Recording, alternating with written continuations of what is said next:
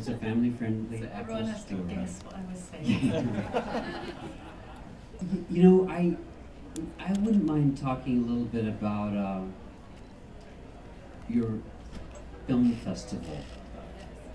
Can you tell us about what that is and what the inspiration for it was? Well, I live, as you well know, because your aunt lives, in fact, a very big kiss from her through me to you. I saw her on last Friday, who lives in the same small town in the far north of Scotland. There is no cinema other than a multiplex. I mean, there isn't even an Apple store, believe it or not. There is a multiplex cinema half an hour away that shows Harry Potter pretty sort of endlessly. And there is a high street with all sorts of little shops closing down all the time and being turned into charity shops or... No, it's a Nairn. It's in Nairn. Oh, I thought the festival was in Elgin. No, it's Nairn itself.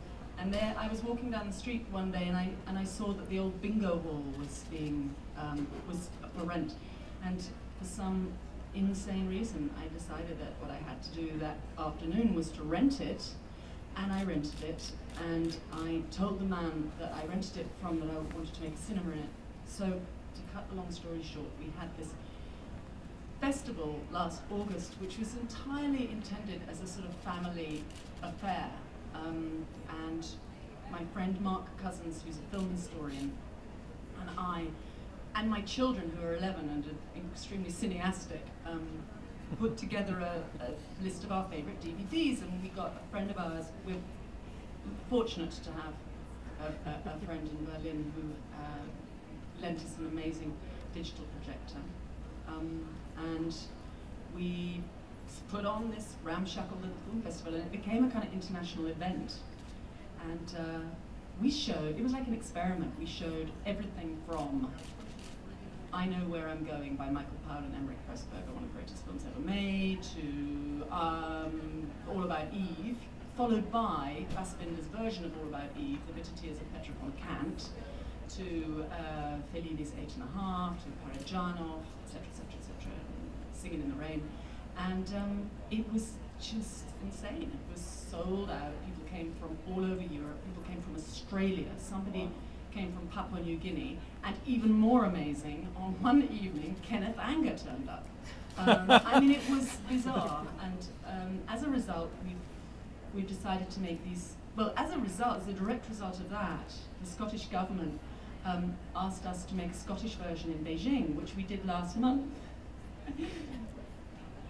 A festival then? A festival. We went to Beijing and we took over this perfectly regular cinema and we dressed it up as a Highland forest. Fairyland. And we played our favourite Scottish films, and everybody sat on beanbags. And what did you show? We showed I Know Where I'm Going. We showed the great Bill Douglas trilogy. We showed Whiskey Sea with the Galore. Great Ship. Whiskey Galore.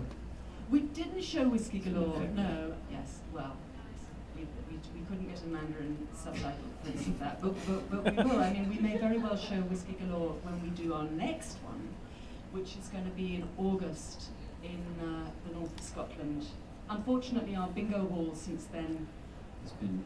well, somebody bought a house behind it and said that they didn't want us to do it again because our fire exits in the event of a fire would go out onto their drive. So, but we decided to make homelessness our friend, and we rented the Screen Machine, which is a mobile cinema, and we're going to start on Mull, and we're going to show I Know Where I'm Going there. Then we're going to show a film on the ferry, which should be, of course, Whiskey Galore. Whiskey Galore. And then we're going to camp, and we're going to drag it, we're going to pull it, we're going to show Sullivan's Travels, and we're going to pull it back to Nairn. So if anybody wants to come to Scotland in August and pull a cinema, please.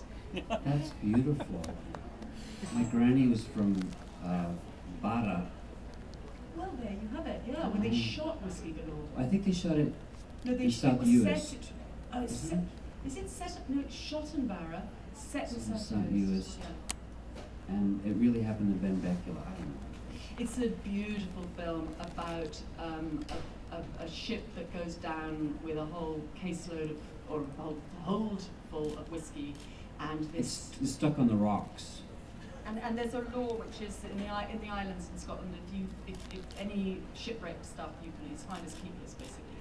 And it's an island that it's dry, isn't it? They're not supposed to drink. Because it's during the war. It's during the war, and then the tax officers come up to get it because it hasn't been taxed, and they're hiding it everywhere. They're hiding it in hot water bottles, and it's one of those films. It's a classic Ealing comedy. Well, what's the name of the festival? It's the Cinema of Dreams. The first one was the Ballerina Ballroom Cinema of Dreams, and this one we don't know yet. There's a working title. And you had stuff for kids too. Yeah, always. Well, the whole film festival thing is an offshoot of a foundation that Mark and I are starting called the 8.5 Foundation, which is why our film festival is 8.5 days long. We have realized that children of 8.5 nowadays, who are only prey to multiplexes and television, don't realize it's very easy for them to not know that cinema is wider than the reach of Pixar and Disney. So we've decided to inaugurate a cinema birthday. Your 8.5th birthday is going to be your cinema day, and we want to inaugurate this global initiative. We've got the finance to start a Scottish initiative, and we want it to be global so that you can go in and you can look on our website and you can see a menu of 30-second clips of world cinema that we think is great for 8.5-year-olds, and you can write to us and say, it's my 8.5th birthday on July the 1st, and we'll send you a box set of The Red Balloon and Pally Alone in the World and an Iranian film called The Boot and White Mane, etc. Wow, that's wonderful. So the children's initiative is very much part How of about it. another clip? Yeah. Just choose it randomly. It's the clip called The Desert. The desert. Again, it could be pretty much any scene from It could be any scene because half of it's in the desert.